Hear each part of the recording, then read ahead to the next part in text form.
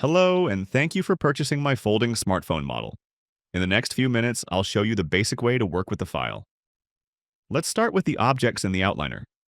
Depending on which color variant you purchased, you will either find a single collection containing one smartphone object or separate collections for each of the three color variants. In addition, every asset includes a collection with camera, light, and background objects. At the very bottom, you'll find a readme text which is also visible directly next to the smartphone in solid view. It is not rendered by default, and if it bothers you, you can simply hide it in solid view. When you open the smartphone collection, you'll find the mover empty container labeled 01. The controller for the folding animation is labeled 02. Now let's switch to the viewport.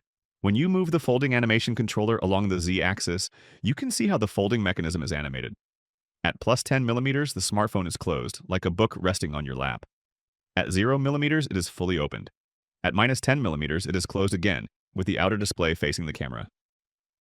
Before continuing, let's disable the Boolean modifiers on the right smartphone housing, as they can make the viewport very slow. Just remember to enable them again before rendering.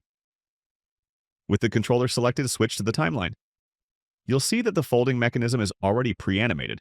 The opening animation goes from plus 10 to 0 millimeters, and the closing animation goes from 0 to minus 10 millimeters.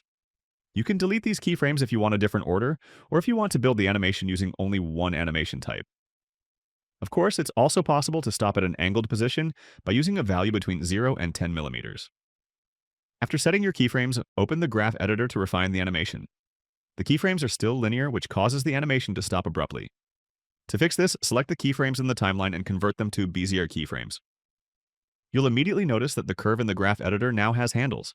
Make sure the curve is displayed optimally by clicking Normalize and ensure that the pivot point is set to individual centers. Now select the keyframes and scale them along the x-axis. The animation will now fade out smoothly and fade back in. Depending on how soft you want the start and end of the animation to be, feel free to adjust the two curve ends individually. Since I don't need the front display in this case, I want the smartphone to close again to its original position. The process is the same here, just make sure that the controller empty is never moved beyond plus 10 millimeters or below minus 10 millimeters. Blender does stop the movement because I added a limiter, but the controller still receives higher Z values. As a result, the animation only fades out after the limiter has already been reached, causing the motion to stop abruptly.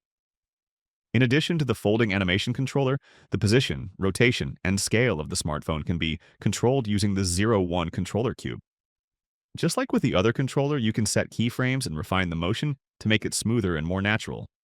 However, if you want to rotate the smartphone while it is folded, I recommend using the 01.1 mover cube for rotation. The 01 main mover introduces an offset from the smartphone's center, which can lead to unwanted motion. In the current version, I haven't included any movement animations. I'm planning a package with render-ready animation presets that combine a complete scene pack for advertising videos, mock-up showcases, and similar use cases. So stay tuned and consider subscribing to the channel. Finally, I'll show you how the two screen materials, screen_in and screen_out, are set up. In both materials, you'll find comments on the nodes that you need to adjust in order to customize them for your specific use case. After unpacking the image textures, you can replace them with an image or video you've created. If your content is larger or uses a different aspect ratio, use the UV editor to scale the screen geometry to match your content. You can also use this multiplier to increase or decrease the brightness of the screen. Lastly, you can dim the display or turn it off completely using this control. For example, you can use this when opening the main display, turning on the inner screen while switching off the outer one. Both screen materials are fully independent from each other. Once you're ready to render, don't forget to re-enable all Boolean modifiers. I hope the tutorial was helpful to you. If you have any further questions or problems, please contact me via support.